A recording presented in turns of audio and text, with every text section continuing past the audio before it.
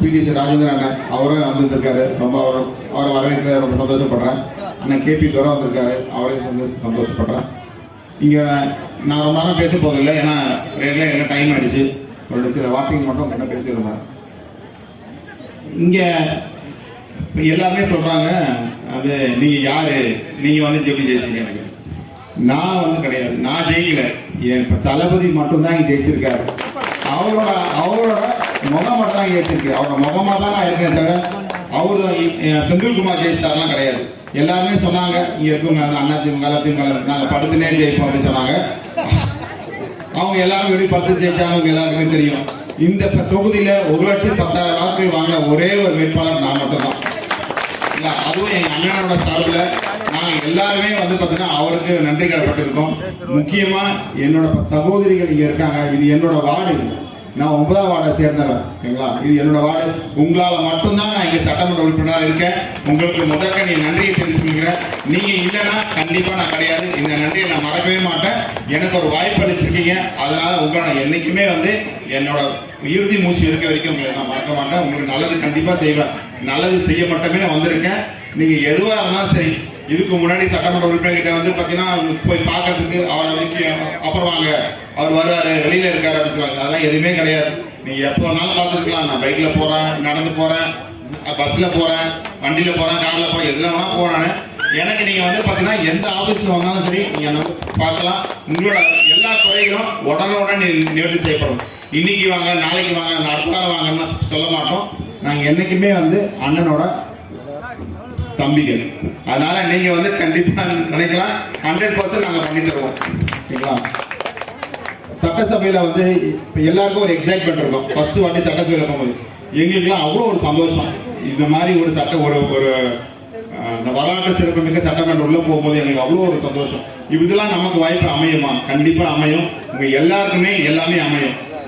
நீங்க வந்து கண்டிப்பா இந்த திருவள்ளூர் தொகுதியை நான் முன்மாதிரி தொகுதியா கண்டிப்பா மாற்றுவேன். இவங்க இருக்க சொல்றாங்க எல்லாமே லஞ்சம் கொடுத்தலாம். இனிமே லஞ்சமே இந்த திருவள்ளூர் தொகுதி இருக்கவே இருக்காது. எங்க அண்ணன் சொல்லியிருக்காரு, லஞ்சம் கேட்பாங்க கொடுக்க மாட்டேன், யாரா லஞ்சம் கேட்பேன்னு சொல்லிட்டு சட்டையை பிடிங்க, நான் பாத்துக்கிறேன். சரிங்களா? அது எந்த விதம் சொல்லி இங்கே எங்களுக்கு பாதுகாப்பு அளித்து வரும் காவல்துறைக்கு நன்றி தெரிவித்துக் கொள்கிறேன். எங்க அண்ணன் சொல்றாரு, அடிக்கடி வந்து பாத்தீங்கன்னா இங்க வந்து போதை கலாச்சாரம் இருக்கு அப்படின்னு சொல்லியிருக்காங்க. இந்த இப்ப தமிழ்நாட்டை பொறுத்த நம்ம இப்ப திருவள்ளூர்ல கஞ்சா இருக்கு, போதைப் பொருள் இருக்குன்னு சொல்றாங்க. இனிமேல் எந்த இதுலயும் போதைப் பொருள் கஞ்சாவோ இருக்கவே இருக்காது. எல்லா போலீஸ் ஸ்டேஷன் கிட்டையும் சொல்லிட்டோம். எவன் பண்ணாலும் சரி, எவனா இருந்தாலும் சரி, கண்டிப்பா அவனை வந்து பனிஷ்மெண்ட் கண்டிப்பா பண்ணுவோம். கண்டிப்பா எல்லாத்தையுமே கொஞ்சம் முடிச்சிடறோம். இப்ப வந்து பாத்தீங்கன்னா எங்களுக்கு இன்ஃபர்மேஷன் கொடுக்குறவங்கள நான் என்ன சொல்றேன், நீங்க யாரும் கொடுக்க வேண்டாம், நாங்களே பாத்துக்கிறோம். நீங்க யாரும் பேசி அவங்க கிட்ட நீங்க எந்த கெட்ட பேர் வாங்க வேண்டாம், நாங்களே பாத்துக்கிறோம்.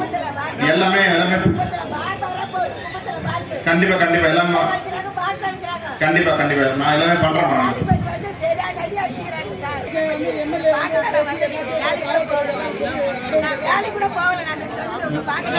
கண்டிப்பா நான் பண்றேன்.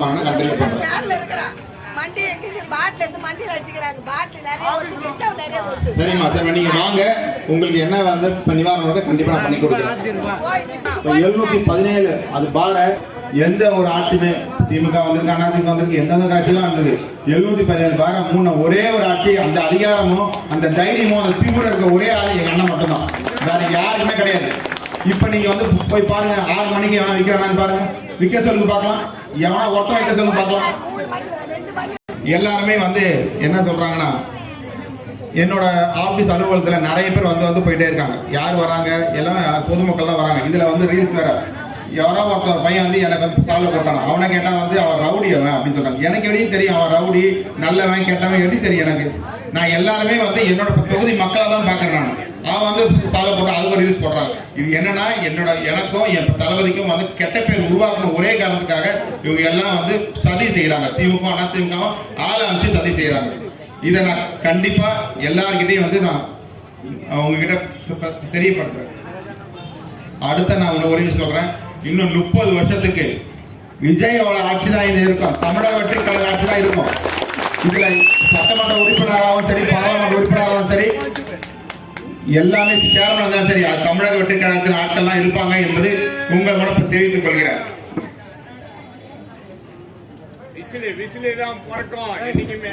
இனிமேல் வந்து நான் உங்களுக்கு வந்து ஒரே விஷயம் கூட சொல்றேன். எவ்வளோ ஆட்சிகள் வந்திருக்கு, திமுக ஆட்சி வந்திருக்கு, அதிமுக ஆட்சியில பாத்தீங்கன்னா அம்மா வந்து பேர் இருந்தா அம்மாவோட ஆட்சியில அவங்களுக்காக ஓட்டு விழுந்துச்சு. சரிங்களா? அதே மாதிரி அண்ணாதுரை ஆட்சியில் அவர் பேச்சால வாழ்ந்துருச்சு. ஆனா ஒரே ஒரு ஆட்சி உலகத்திலே அன்பால வளர்ந்த ஒரே ஆட்சினா இந்த தமிழக வெற்றிக்காரங்க மட்டும்தான். அக்கா தங்கச்சிகளால வந்து உருவாக்கப்பட்ட ஆட்சி இது. அதனால கண்டிப்பா அண்ணன் உங்களுக்கு எல்லாம் நல்லது செய்வாரு. நம்பிக்கையா இருங்க. உங்களுக்கு என்ன வேணுமோ சரி, நான் கண்டிப்பா இருந்து அவங்களோட பிரஜையா இருந்து நான் வந்து கண்டிப்பா செய்வேன் என்பது உறுதி அளிக்கிறேன். இந்த சிறப்பான கூட்டத்தை ஏற்படுத்தி கொடுத்த திரு ராகவா ராவன்ஸ் அவர்களுக்கும், வெங்கடேஷ் அவர்களுக்கும், ஏடி சகாயம் அவர்களுக்கும் என் நன்றியை தெரிவித்துக் கொள்கிறேன்.